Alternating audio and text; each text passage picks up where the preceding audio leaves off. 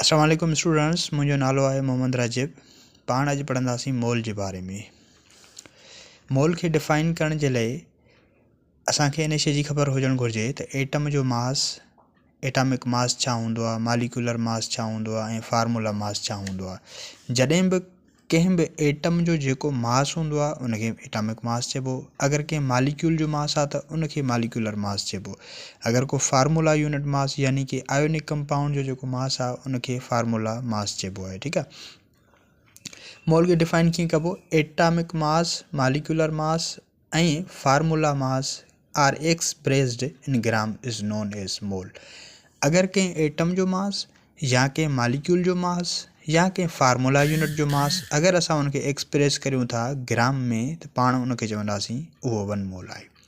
हाणे मिसाल जीअं 1 मोल ऑफ कार्बन केतिरनि ग्रामनि जे बराबरि आहे? 12 ग्राम जे बराबरि आहे। ऐं उन 12 ग्राम जे अंदरि 6.02 × 10⁻23 पार्टिकल्स हूंदा आहिनि, यानी कि एटम्स मौजूदु हूंदा। अगरि असां कार्बन एटम जी ॻाल्हि कंदासीं त उन में हेतिरा एटम्स मौजूदु हूंदा। अगरि 1 मोल वाटर जो मालिक्यूल आहे उन में 18 ग्राम जे बराबरि हूंदो आहे त पाण चवंदासीं उन में हेतिरा मालिक्यूल्स मौजूदु हूंदा। अगरि कंहिं कंपाउंड जी ॻाल्हि कंदासीं त मिसाल सोडियम क्लोराइड टेबल साल्ट आहे, उन में 58.5 उनजो मोलर मास आहे जेको ग्राम में एक्सप्रेस करियूं था। उन में बि हेतिरा 6.02 × 10⁻23 फार्मूला यूनिट्स हूंदा। मिसाल 1 मोल ऑफ सोडियम एटम आहे, उन जे अंदरि 23 ग्राम उनजो मास आहे त उन जे अंदरि बि 6.02 × 10⁻23 एटम्स मौजूदु हूंदा। पाण हिते ॻाल्हि लिखी आहे, अ मोल is an amount of substance that contains 6.02 × 10⁻23 particles of the substance. हाणे पार्टिकल्स मां मुराद छा हूंदी आहे? पार्टिकल्स मां इन शइ जी मुराद आहे कि पार्टिकल्स मां मुराद इहा हूंदी आहे कि एटम्स, मालिक्यूल्स या फार्मूला यूनिट्स। ठीकु आहे, फार्मूला यूनिट्स। Na जेको आहे एवोगैड्रोस नंबर जी वैल्यू आहे, या पाण चवंदासीं Na जेको आहे एवोगैड्रो कांस्टेंट आहे। उनजी वैल्यू केतिरी आहे? उनजी वैल्यू आहे 6.02 × 10⁻23 यूनिट्स। केतिरा? यूनिट्स। हाणे मोलर मास छा हूंदो आहे? चवंदासीं मोलर मास खे डिफाइन कंदासीं, mass of 1 mole of any substance. कंहिं बि हिकु मोल सबस्टेंस जो जेको मास आहे उनखे एक्सप्रेस्ड कयूं इज़ एक्सप्रेस्ड इन ग्राम। अगरि उनखे एक्सप्रेस करियूं था ग्राम जे अंदरि, इन ग्राम इज़ कॉल्ड मोल। यादि रहे त मोल खे असां हमेशह छा में एक्सप्रेस कंदा आहियूं? ग्राम जे अंदरि एक्सप्रेस कंदा आहियूं। जीअं पाण चयो 1 मोल ऑफ कार्बन, कार्बन जो असल में जेको एटॉमिक मास आहे उहो 12 ग्राम आहे। एटम आहे त उनजी ॻाल्हि कंदासीं त उनजे अंदरि हेतिरा एटम्स हूंदा। अगरि मालिक्यूल आहे त उनजे अंदरि हेतिरा मालिक्यूल हूंदा। अगरि को कंपाउंड आहे त फार्मूला यूनिट्स उनजे अंदरि हेतिरा हूंदा। हाणे असां चऊं था त मोल जो जेको यूनिट आहे या पाण चऊं मोल जो जेको फार्मूलाज़ आहिनि कीअं था ड्राइव करियूं। मोल खे तव्हां स्मॉल n सां ज़ाहिर करे सघो था। उनजो पहिरियों फार्मूलो आहे n = गिवन मास अपॉन में मोलर मास। मोलर मास छा खे चइबो आहे? मोलर मास उनखे चइबो आहे mass of 1 mole of any substance. कंहिं बि हिकु मोल सबस्टेंस जो जेको मास आहे उनखे पाण चवंदासीं मोलर मास। ही फार्मूला नंबर 1 आहे। फार्मूला नंबर 2 अगरि ठाहियूं पाण, गिवन मास असांखे खपे थो, ॿाहिरि खणी ईंदासीं गिवन मास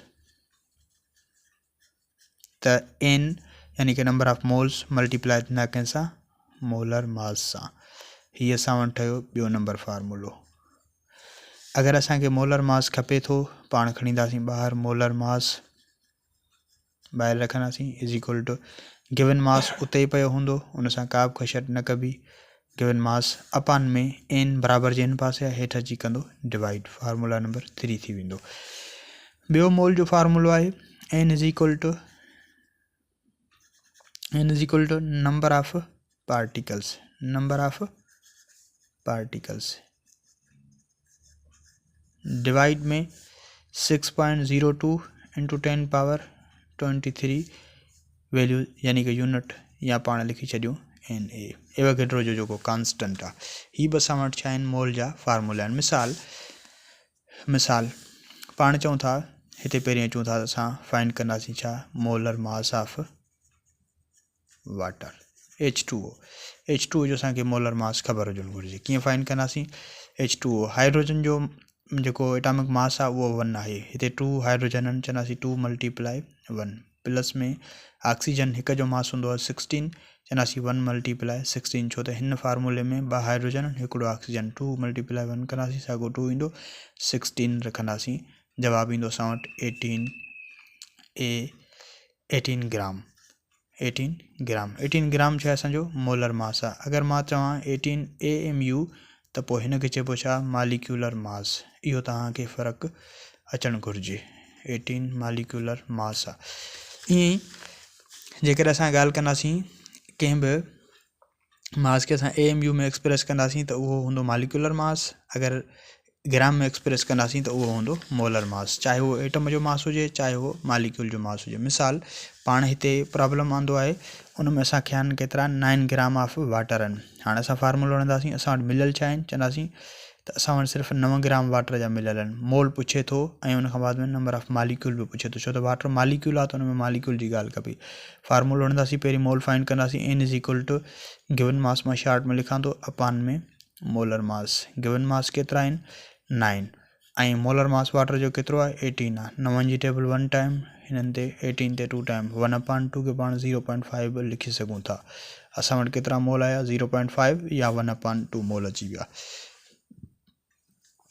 हाणे चए थो त मालिक्यूल ॿुधायो त 9 ग्राम वाटर जे अंदरि मालिक्यूल केतिरा थींदा। हीअ फार्मूलो हणंदासीं N = नंबर ऑफ मालिक्यूल्स